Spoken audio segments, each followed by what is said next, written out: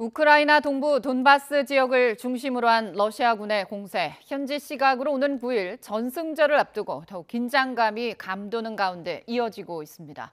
이런 가운데 남부 마리우폴 아조스탈 제철소에 머물고 있던 민간인 피란이 완료됐습니다. 국제부 취재기자 연결합니다. 이승훈 기자. 네, 이승훈입니다.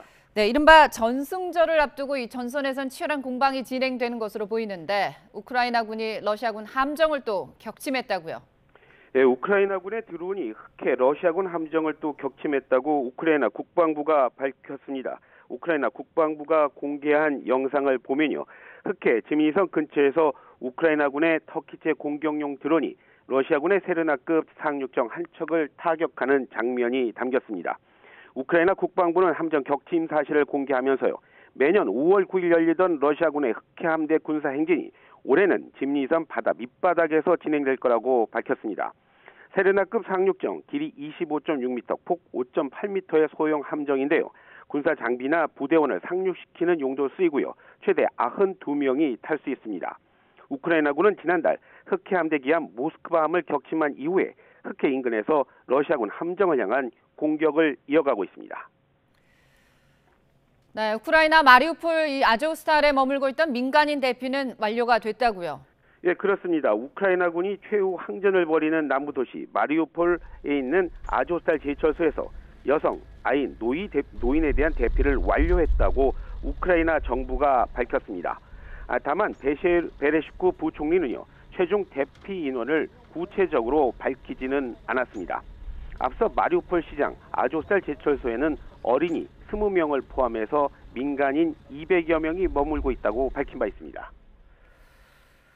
네, 이런 가운데 세계보건기구죠. WHO가 이 러시아의 우크라이나 내 보건의료시설에서 저지른 전쟁 범죄 증거를 수집해서 국제기구에 전달하기로 했다고요? 마이크 라이언 WHO 긴급 대응팀장이 언론 브리핑에서 밝힌 내용인데요. WHO는 이미 우크라이나 내 보건의료시설에 대한 공격, 200건에 대한 공격을 확인했다고 밝혔습니다.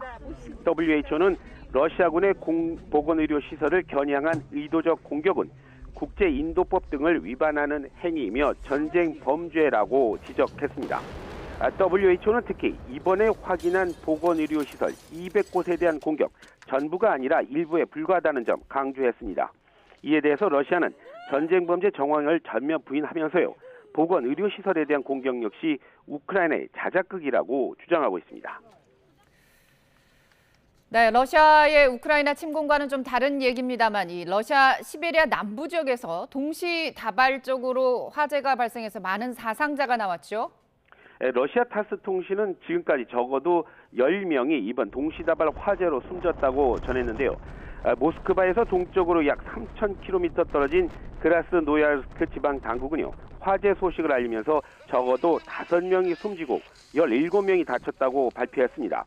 또 조금 떨어진 케메로보 옴스크에서도요. 화재가 나서 케메로보에서 3명, 옴스크에선 2명이 목숨을 잃었습니다.